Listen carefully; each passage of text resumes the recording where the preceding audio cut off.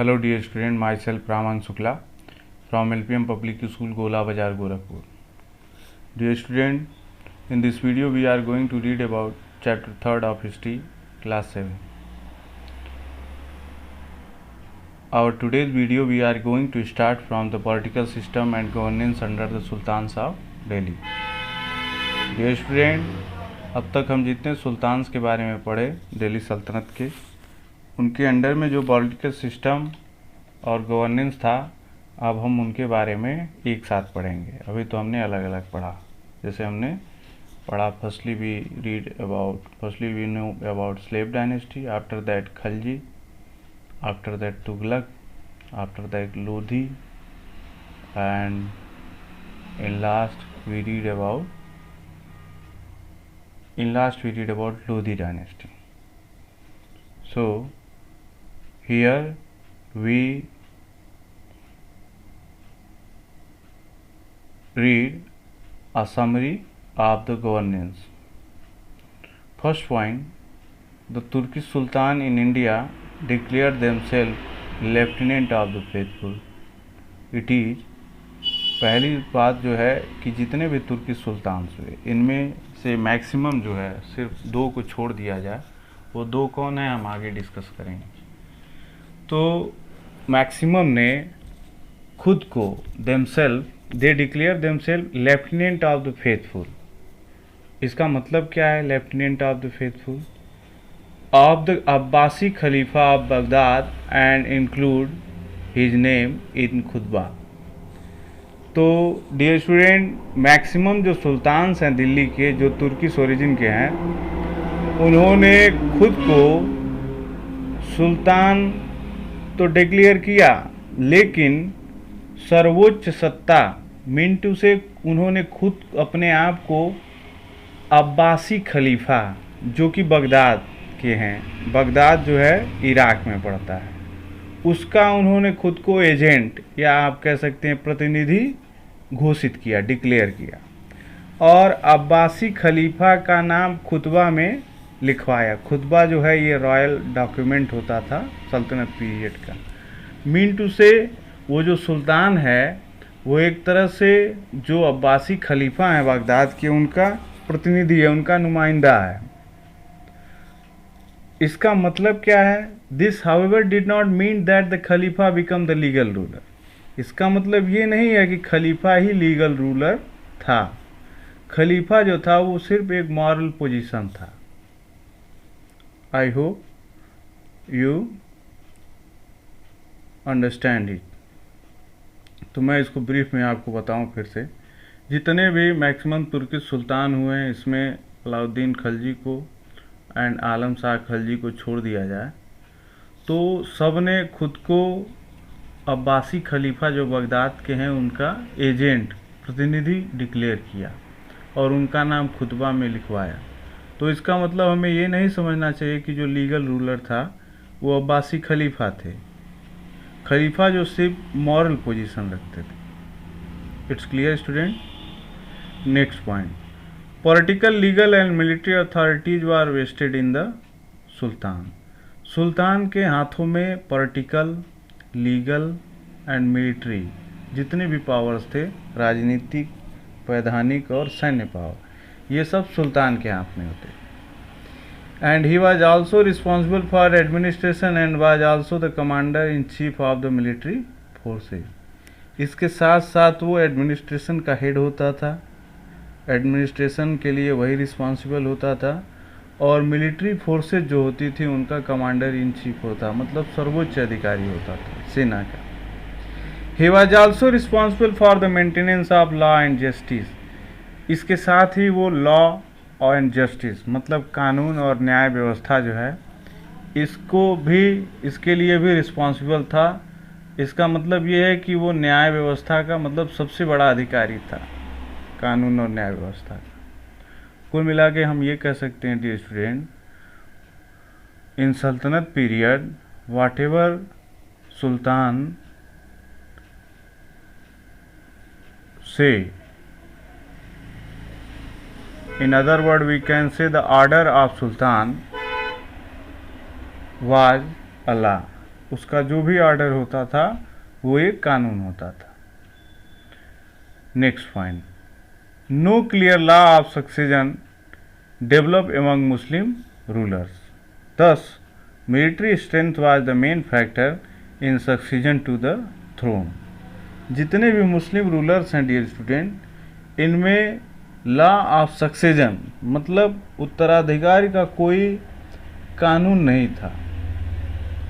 इस वजह से जो मिलिट्री स्ट्रेंथ थी मतलब सैन्य शक्ति, वो मेन फैक्टर थी सक्सेशन टू द थ्रोन, मतलब सत्ता को हथियाने के लिए जो सबसे प्रमुख शक्ति थी वो थी military strength.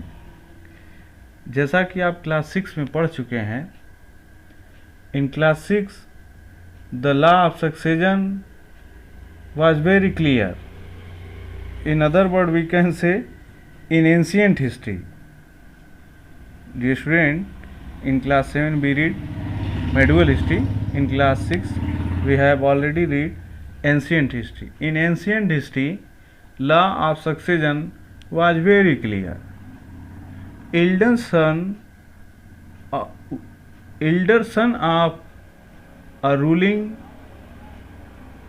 king was next king of that ruling area। मतलब जो रूलर था प्रेजेंट टाइम में, एंशिएंट पीरियड में, उसका जो ज्येष्ठ पुत्र होता था वो अगला राजा होता था। ये बहुत ही क्लियर था, इसमें कोई डाउट नहीं है। लेकिन जो मेडिवल पीरियड है हिस्ट्री का, इसमें लॉ ऑफ सक्सेशन क्लियर ही नहीं है। तो जो पावरफुल होता था, मान लीजिए उसके कई बेटे हैं रूलर के, तो जो बेटा मिलिट्री से सैन्य पावर से मजबूत होगा वही अगला सुल्तान बने। Next point, with the exception of Alauddin Khilji and Mubarak Shah Khilji, all other sultans styled themselves as deputy of the Khalifa, assuming title such as Nasir, Amir और मोमिन। डियर स्टूडेंट, जो पहला पॉइंट हमने डिस्कस किया कि पूरे जो सल्तनत पीरियड के सुल्तान हुए उनमें अलाउद्दीन खिलजी और मुबारक शाह खिलजी को छोड़ दिया जाए, तो सभी ने खुद को खलीफा का एजेंट डिक्लेयर किया और वो खुद को नासिर ए अमीर और या नासिर ए अमीर और मोमिन कहते थे। इसका मतलब क्या है? Assistant of the leader of the faithful, मतलब जो लीडर है उसका असिस्टेंट खुद को डिक्लेयर कर रहे हैं। लीडर कौन है? अब्बासी खलीफा है। इसके अलावा वो खुद को यामिन अल खलीफा कहते थे। यामिन अल खलीफा का मतलब ये है the right hand man of the खलीफा, मतलब खलीफा का सबसे करीबी आदमी। It's clear? Right hand man का मतलब सबसे करीबी आदमी। नाउ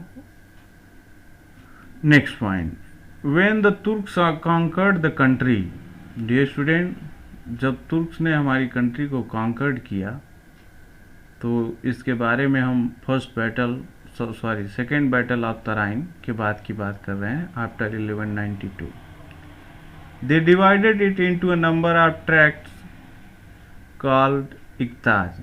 उन्होंने पूरी कंट्री को कई हिस्सों में बांट दिया, ट्रैक्ट्स में बांट दिया, which were assigned among the leading Turkish nobles, जिनको जो लीडिंग तुर्किश नोबल्स थे जो सुल्तान को असिस्ट करते थे उनके बीच में इसको असाइन कर दिया गया। The holders of the office were called मुक्तीज और वली। इनके जो होल्डर्स थे उनको मुक्ति या वली कहा गया। It was these tracts which letter become the caliph province और सूबा। यही जो ट्रैक्ट्स हैं मतलब जो टुकड़े हैं, जो इक्ता है, जो उन्होंने पूरे सल्तनत को इक्ता में डिवाइड किया। तो यही जो इक्ता है, यही आगे चल के इसी को कैलिफ प्रोविंस या सूबा कहा गया। It's clear everybody. Next point, below the province were the shiqs and below them the pargana. Province जो थे, पूरा जो सल्तनत था dear student, that was divided into province. तो प्रोविंस को सूबा कहते थे। अभी हम पहले नेक्स्ट पॉइंट में इसको डिस्कस कर चुके हैं। और जो सूबा थे वो 6 में डिवाइडेड थे। याद रखिएगा, पूरा जो सल्तनत है वो सूबा में डिवाइडेड था। सूबा को ही प्रोविंस कह सकते हैं। प्रोविंस सूबा जो है वो 6 में डिवाइडेड है। और जो 6 थे डियर स्टूडेंट, वो परगनाज में डिवाइडेड थे, परगना। और जो परगना थे डियर स्टूडेंट, वो विलेजेज में डिवाइडेड थे।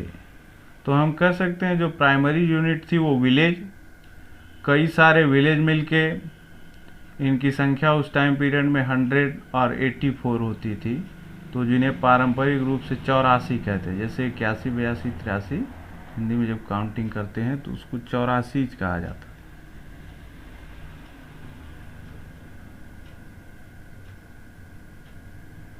परगनाज वॉज हेडेड बाय आमिल, और जो परगना का हेड होता था उसे आमिल कहते थे। नेक्स्ट पॉइंट, द सल्तनत of Delhi was a police state whose strength or weakness depended exclusively on the military powers and personality of its despotic sultan।